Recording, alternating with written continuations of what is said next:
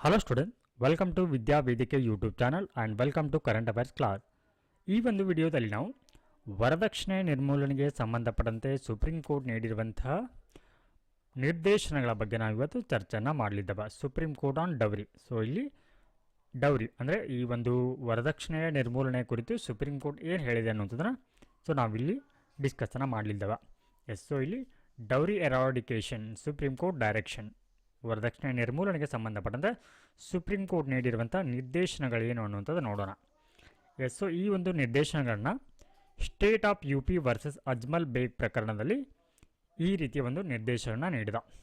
So ಏನು ಹೇಳಿದೆ ಅನ್ನುವಂಥದ್ದು ನೋಡೋಣ ಬನ್ನಿ.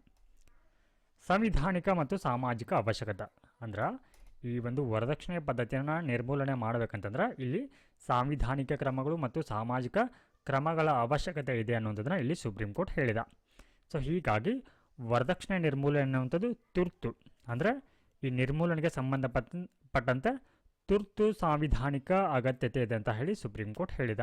ಸೊ ಈ ಮೂಲಕ ಈ ವರದಕ್ಷಿಣೆ ಅನ್ನುವಂಥದ್ದೇನು ಒಂದು ಸಾಮಾಜಿಕ ಕಳಂಕ ಇದು, ಸಮಾಜಕ್ಕೆ ಅಂಟಿರುವಂಥ ಒಂದು ಕಳಂಕ ಇದು. ಸೊ ಇದರ ನಿವಾರಣೆ ಅಗತ್ಯ ಇದೆ ಅಂತ ಹೇಳಿ ಸುಪ್ರೀಂ ಕೋರ್ಟ್ ಹೇಳಿದ. ಸೊ ಈ ಮೂಲಕ ಮಹಿಳೆಯರ ಗೌರವ ಮತ್ತು ಜೀವ ರಕ್ಷಣೆಯನ್ನು ಮಾಡಬೇಕಂತ ಹೇಳಿ ಸುಪ್ರೀಂ ಕೋರ್ಟ್ ಹೇಳಿದ. ಹಾಗಿದ್ರೆ ಇದು ನೀಡಿರುವಂಥ ನಿರ್ದೇಶನಗಳೇನು ಅನ್ನೋಂಥದ್ದು ನೋಡೋಣ ಬನ್ನಿ. ಸೊ ಮೊದಲನೇದಾಗಿ ಡೌರಿ ಪ್ರೊಹಿಬಿಷನ್ ಆಫೀಸರ್ಸ್ ಅಂದರೆ ಈ ಒಂದು ವರದಕ್ಷಿಣೆ ನಿರ್ಮೂಲನಾ ಆಫೀಸರ್ನ ಅಥವಾ ಅಧಿಕಾರಿಗಳ ನೇಮಕಕ್ಕೆ ಸಂಬಂಧಪಟ್ಟಂತೆ ಪ್ರತಿಯೊಂದು ರಾಜ್ಯದಲ್ಲಿಯೂ ಕೂಡ ಕಡ್ಡಾಯವಾಗಿ ಈ DPOಗಳನ್ನು ಅಂದರೆ ಡೌರಿ ಪ್ರೊಹಿಬಿಷನ್ ಆಫೀಸರ್ನ ನೇಮಕ ಅನ್ನುವಂಥದ್ದು ಕಡ್ಡಾಯವಾಗಿರಬೇಕಂತ ಹೇಳಿ ಸುಪ್ರೀಂ ಕೋರ್ಟ್ ನಿರ್ದೇಶನವನ್ನು ಮಾಡಿದ. ಹಾಗೆ ಇವರಿಗೆ ಈ DPOಗಳು ಏನಿರ್ತಾರೆ, ಸೊ ಇವರಿಗೆ ಅಗತ್ಯವಾದಂತಹ ಸಂಪನ್ಮೂಲಗಳನ್ನು ಒದಗಿಸಬೇಕು. ಹಾಗೆ ಇವರ ಒಂದು ಈ DPOಗಳ ಸಂಪರ್ಕ ವಿವರಗಳನ್ನು ಪ್ರಚಾರ ಮಾಡಬೇಕು. ಅಂದರೆ ವರದಕ್ಷಿಣೆ ಕಿರುಕುಳಕ್ಕೆ ಒಳಗಾದವರು ಯಾವ ರೀತಿ ಇವರನ್ನು ಸಂಪರ್ಕಿಸಬೇಕು ಅನ್ನುವಂಥದ್ದನ್ನು, ಸೊ ಇವರ ವಿವರವನ್ನು ಪ್ರಚಾರ ಮಾಡಬೇಕು ಅನ್ನುವಂಥದ್ದನ್ನು ಇಲ್ಲಿ ಸುಪ್ರೀಂ ಕೋರ್ಟ್ ನಿರ್ದೇಶನ ನೀಡಿದ. ಹಾಗೆ ಇದರೊಟ್ಟಿಗೆ ಪ್ರಕರಣಗಳನ್ನ ತ್ವರಿತವಾಗಿ ವಿಲೇವಾರಿ ಮಾಡುವಂಥದ್ದು, ತ್ವರಿತ ಅಂತಂದರೆ ಶೀಘ್ರದಲ್ಲಿ ಎಷ್ಟು ಸಾಧ್ಯವೋ ಅಷ್ಟು ವೇಗದಲ್ಲಿ ಇವುಗಳನ್ನು ವಿಲೇವಾರಿ ಮಾಡಬೇಕು ಅನ್ನೋದನ್ನು ಸುಪ್ರೀಂ ಕೋರ್ಟ್ ಹೇಳಿದ. ಸೊ ಏನು ಅಂತಂದರೆ ಇಲ್ಲಿ ಹೈಕೋರ್ಟ್ಗಳು ಏನಿದೆ ಇವುಗಳ ಪ್ರಕರಣಗಳ ಸಂಖ್ಯೆಯ ಪರಿಶೀಲನೆಯನ್ನು ಮಾಡಬೇಕು ಹೈಕೋರ್ಟ್ಗಳು. ಹಾಗೆ ಇಲ್ಲಿ IPC ಸೆಕ್ಷನ್ 304B ಏನಿದೆ ಇದು ವರದಕ್ಷಿಣೆ ಸಾವಿಗೆ ಸಂಬಂಧಪಟ್ಟಂಥ ಒಂದು ಸೆಕ್ಷನ್ ಆಗಿದೆ. ಹಾಗೆ IPC ಸೆಕ್ಷನ್ 498A ಏನಿದೆ ಇದು ವರದಕ್ಷಿಣೆ ಕ್ರೌರ್ಯಕ್ಕೆ ಸಂಬಂಧಪಟ್ಟಿರುವಂಥ ಸೆಕ್ಷನ್ ಆಗಿದೆ. ಸೊ ಈ ಮೂಲಕ ಏನು ಈಗಾಗಲೇ ಕೋರ್ಟ್ಗಳಲ್ಲಿ ಬಾಕಿ ಇರುವಂತಹ ಪೆಂಡಿಂಗ್ ಕೇಸಸ್ಗಳೇನಿದೆ ಅಥವಾ ಬಾಕಿ ಪ್ರಕರಣಗಳೇನಿದೆ ಅವುಗಳನ್ನು ಶೀಘ್ರ ಅಂದರೆ ತ್ವರಿತವಾಗಿ ಅವುಗಳನ್ನು ವಿಲೇವಾರಿ ಮಾಡಬೇಕಂತ ಹೇಳಿ ಇಲ್ಲಿ ನಿರ್ದೇಶನವನ್ನು ನೀಡಿದ. ಹಾಗೆ ಇಲ್ಲಿ ಅಧಿಕಾರಿಗಳಿಗೆ ತರಬೇತಿಗಳಿಗೆ ಸಂಬಂಧಪಟ್ಟಂತೆ ಯಾವ ರೀತಿ ನಿರ್ದೇಶನವನ್ನು ನೀಡಿದೆ ಅಂತಂದ್ರೆ, ಸೊ ಇಲ್ಲಿ ಪೊಲೀಸ್ ಅಧಿಕಾರಿಗಳಿಗೆ ಹಾಗೂ ನ್ಯಾಯಾಂಗ ಅಧಿಕಾರಿಗಳಿಗೆ ಇಲ್ಲಿ ಏನಾಗುತ್ತೆ, ವರದಕ್ಷಿಣೆ ಪ್ರಕರಣಗಳಲ್ಲಿ ಕೆಲವೊಂದಿಷ್ಟು ನಿಜವಾದ ಪ್ರಕರಣಗಳಿರುತ್ತೆ, ಹಾಗೆ ಕೆಲವೊಂದಿಷ್ಟು ಕಪಟ ಪ್ರಕರಣಗಳಿರುತ್ತೆ. ಸೊ ಈಗಾಗಲೇ ಏನಂತಂದರೆ ವರದಕ್ಷಿಣೆಗೆ ಸಂಬಂಧಪಟ್ಟಂತೆ ಹಲವಾರು ಕಾನೂನುಗಳಿವೆ. ಆ ಕಾನೂನುಗಳು ಏನಾಗ್ತಾ ಇದೆ ಅಂತಂದರೆ ಇಲ್ಲಿ ಕೆಲವೊಂದು ಬಾರಿ ದುರುಪಯೋಗ ಪಡಿಸಿಕೊಳ್ಳಲಾಗ್ತಾ ಇರುತ್ತೆ. ಸೊ ಈ ನಿಟ್ಟಿನಲ್ಲಿ ಯಾವುದು ನಿಜವಾದ ಪ್ರಕರಣ, ಯಾವುದು ಕಪಟ ಪ್ರಕರಣ ಅನ್ನುವಂಥದ್ದನ್ನು ತಿಳಿದುಕೊಳ್ಳಲಿಕ್ಕೆ, ಪತ್ತೆ ಹಚ್ಚಲಿಕ್ಕೆ ಸೊ ಇಲ್ಲಿ ಪೊಲೀಸ್ ಅಧಿಕಾರಿಗಳಿಗೆ ಒಂದು ಸಂವೇದನಾಶೀಲ ತರಬೇತಿಯನ್ನು ಹಾಗೂ ನ್ಯಾಯಾಂಗ ಅಧಿಕಾರಿಗಳಿಗೆ ಕಾಲಕಾಲಕ್ಕೆ ನಿಯಮಿತವಾದಂಥ ತರಬೇತಿಯನ್ನು ನೀಡಬೇಕು ಅನ್ನೋದನ್ನು ಇಲ್ಲಿ ಸುಪ್ರೀಂ ಕೋರ್ಟ್ ಹೇಳಿದ. ಹಾಗೆ ಇತರೆ ಸೂಚನೆಗಳನ್ನ ನೋಡೋದಾದರೆ ಜಿಲ್ಲಾಡಳಿತದಿಂದ ಗ್ರಾಮ ಮಟ್ಟದ ಜಾಗೃತಿ ಕಾರ್ಯಕ್ರಮನ ಮೂಡಿಸಬೇಕು. ಯಾವುದರ ಕುರಿತು ಇಲ್ಲಿ ವರದಕ್ಷಿಣೆಯ ಒಂದು ಪಿಡುಗಿನ ಕುರಿತು ಇಲ್ಲಿ ಜಾಗೃತಿ ಅವೇರ್ನೆಸ್ ಪ್ರೋಗ್ರಾಮನ್ನು ಮಾಡಬೇಕು ಅನ್ನುವಂಥದ್ದನ್ನು ಇಲ್ಲಿ ಸುಪ್ರೀಂ ಕೋರ್ಟ್ ಹೇಳಿದ.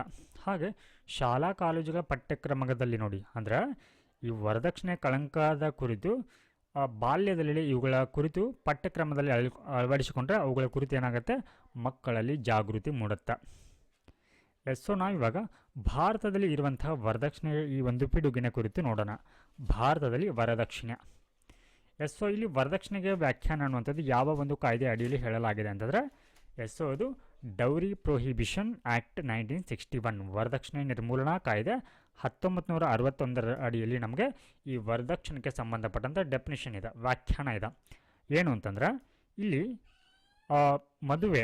ಮದುವೆಯಾಗುವಂಥ ಸಂದರ್ಭದಲ್ಲಿ ಮೊದಲು ಅಥವಾ ನಂತರ ನೀಡುವಂಥ ಯಾವುದೇ ಆಸ್ತಿ ಅಥವಾ ಮೌಲ್ಯಯುತ ಭದ್ರತೆಯನ್ನು ಇಲ್ಲಿ ಪರೋಕ್ಷವಾಗಿ ಮತ್ತು ನೇರವಾಗಿ ತೆಗೆದುಕೊಳ್ಳುವರು ಮತ್ತು ಹಾಗೆ ಅದನ್ನು ಕೊಡುವಂಥದ್ದು ಕೂಡ, ವರದಕ್ಷಿಣೆ ನೀಡುವಂಥದ್ದು ಹಾಗೆ ಅದನ್ನು ತೆಗೆದುಕೊಳ್ಳುವಂಥದ್ದು ಕೂಡ ಏನಂತಂದರೆ ಇಲ್ಲಿ ಇದು ಅಪರಾಧ ಆಗಿ ಕಂಡುಬರುತ್ತೆ. ಸೊ ಇದು ಏನಂತಂದರೆ ಇದು ಈ ಒಂದು ಕಾಯ್ದೆಯಲ್ಲಿ ಬರುವಂಥ ಡೆಫಿನಿಷನ್ ಆಗಿದೆ. ಅಂದರೆ ವಿವಾಹದ ಮೊದಲು ಮತ್ತು ನಂತರ ನೇರವಾಗಿ ಪರೋಕ್ಷವಾಗಿ ಯಾವುದೇ ಆಸ್ತಿ ಅಥವಾ ಮೌಲ್ಯಯುತ ಭದ್ರತೆಗಳನ್ನ ತೆಗೆದುಕೊಳ್ಳುವುದು ಅಥವಾ ಕೊಡುವುದಕ್ಕೆ ನಾವು ಏನಂತ ಕರಿತೀವಿ ಇಲ್ಲಿ ವರದಕ್ಷಿಣೆ ಅಥವಾ ಡೌರಿ ಅಂತ ಹೇಳಿ ಕರೆಯಲಾಗತ್ತೆ. ಸೊ ಇಲ್ಲಿ ವರದಕ್ಷಿಣೆಗೆ ಸಂಬಂಧಪಟ್ಟಂತೆ NCRB national crime report bureau ಅಂತ ಬರುತ್ತೆ. ಸೊ ಇದು ಒಂದಿಷ್ಟು ಅಂಕಿಅಂಶಗಳನ್ನ ನೀಡಿದೆ ಈ ಒಂದು ವರದಕ್ಷಿಣೆಗೆ ಸಂಬಂಧಪಟ್ಟಂತೆ. ಸೊ 2023ರಲ್ಲಿ ಏನಾಗಿದೆ, ಈ ವರದಕ್ಷಿಣೆಯ ಪ್ರಕರಣಗಳೇನಾಗಿದೆ, ಈ ಒಂದು ಪ್ರಕರಣಗಳಲ್ಲಿ ಶೇಕಡ 14% ಏನಾಗಿದೆ ಏರಿಕೆ ಆಗಿದೆ, ಹೆಚ್ಚಳ ಆಗಿದೆ ಅನ್ನೋದನ್ನು ಹೇಳಿದ. ಹಾಗೆ ಇದಕ್ಕೆ ಸಂಬಂಧಪಟ್ಟಂತೆ ವರದಕ್ಷಿಣೆಗೆ ಸಂಬಂಧಪಟ್ಟಂತೆ ಸುಮಾರು 15,000ಕ್ಕೂ ಹೆಚ್ಚು ಪ್ರಕರಣಗಳೇನಾಗಿದೆ ದಾಖಲಾಗಿದೆ ಅನ್ನೋದನ್ನು NCRB ರಿಪೋರ್ಟ್ ಹೇಳಿದೆ.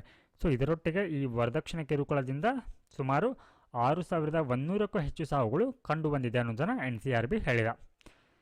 ಸೊ ಇದರೊಟ್ಟಿಗೆ ಈ ವರದಕ್ಷಿಣೆ ನಿಯಂತ್ರಣಕ್ಕೆ ಒಂದು ಕೈಗೊಂಡಂಥ ಕ್ರಮಗಳೇನು ಅನ್ನುವಂಥದ್ದು ಕೂಡ ಇಲ್ಲಿ ಇಂಪಾರ್ಟೆಂಟ್ ಆಗುತ್ತೆ.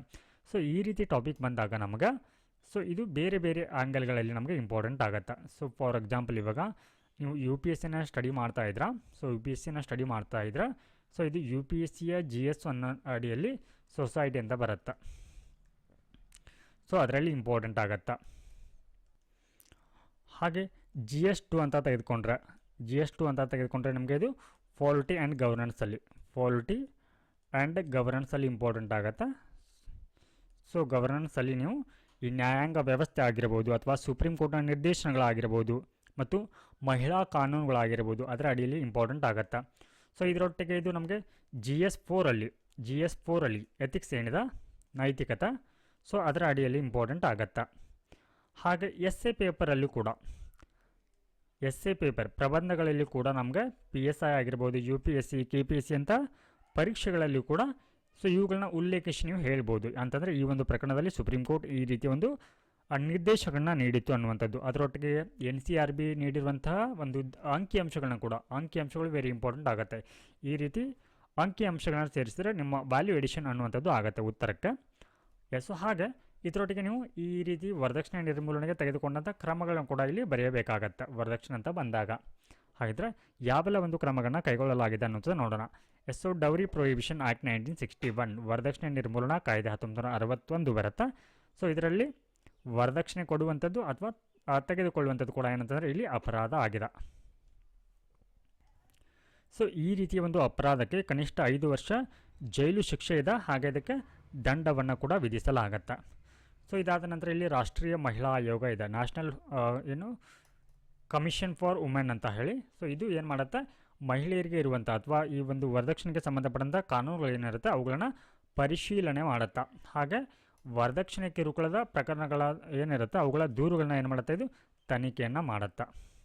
ಹಾಗೆ ಇತ್ತೀಚೆಗೆ ಬಂದಿರುವಂಥ ಹೊಸ ಒಂದು ಅಪರಾಧ ಕಾನೂನು ಏನಿದೆ, ಸೊ ಈ ಹಿಂದೆ 3 ಕ್ರಿಮಿನಲ್ ಲಾಗಳೇನಿದ್ದು ಅವುಗಳನ್ನು ಏನು ಮಾಡಲಾಗಿದೆ, ಇವಾಗ ಅವುಗಳಲ್ಲಿ ಬದಲಾವಣೆಯನ್ನು ಮಾಡಿ ಮತ್ತೆ 3 ಹೊಸ ಒಂದು ಹೆಸರಿನೊಂದಿಗೆ ಕಾನೂನುಗಳನ್ನ ತಿದ್ದುಪಡಿ ಮಾಡಲಾಗಿದೆ. ಸೊ ಅದರಲ್ಲಿ ಭಾರತೀಯ ನ್ಯಾಯ ಸಂಹಿತಾ ಅಂತ ಬರುತ್ತೆ, BNS. ಸೊ ಈ ಹಿಂದೆ ಈ ವರದಕ್ಷಿಣೆ ಅನ್ನುವಂಥದ್ದು IPC 304B ಅಡಿಯಲ್ಲಿ ಇದು ಬರ್ತಾ ಇತ್ತು, ಅಂದರೆ ಇದಕ್ಕೆ ಸಂಬಂಧಪಟ್ಟಂತೆ ಇದು ಅಪರಾಧವಾಗಿ ಗುರುತಿಸ್ಕೊಳ್ತಾ ಇತ್ತು. ಆದರೆ BNS ಸೆಕ್ಷನ್ 80 ಅಡಿಯಲ್ಲಿ ಈ ವರದಕ್ಷಿಣೆಗೆ ಸಂಬಂಧಪಟ್ಟಂಥ ಪ್ರಕರಣವನ್ನು ಇದರ ಅಡಿಯಲ್ಲಿ ಸೇರಿಸಲಾಗಿದೆ. ಸೊ ಇಲ್ಲಿ ವರದಕ್ಷಿಣೆಗೆ ಸಂಬಂಧಪಟ್ಟಂಥ ಸಾವುಗಳೇನಾದರೂ ಅವುಗಳನ್ನು ಅಪರಾಧ ಅಂತ ಹೇಳಿ ಗುರುತಿಸಲಾಗುತ್ತೆ ಈ ಒಂದು ಸೆಕ್ಷನ್ ಅಡಿಯಲ್ಲಿ, BNS ಸೆಕ್ಷನ್ ಅಡಿಯಲ್ಲಿ. ಹಾಗೆ ಗೃಹ ಹಿಂಸೆ ತಡೆ ಕಾಯ್ದೆ 2005. ಸೊ ಇಲ್ಲಿ ಗೃಹ ಹಿಂಸೆ ಅಂದರೆ ಡೊಮೆಸ್ಟಿಕಲ್ ಏನಾದರೂ ಮನೆಯಲ್ಲಿ ಕಿರುಕುಳಗಳಾಗ್ತಾ ಇದ್ದರೆ, ಕೌಟುಂಬಿಕ ಒಂದು ಹಿಂಸೆಗಳಾಗ್ತಾ ಇದ್ದರೆ ಅವುಗಳಿಗೆ ಸಂಬಂಧಪಟ್ಟಂಥ ಕಾಯ್ದೆ ಇದು.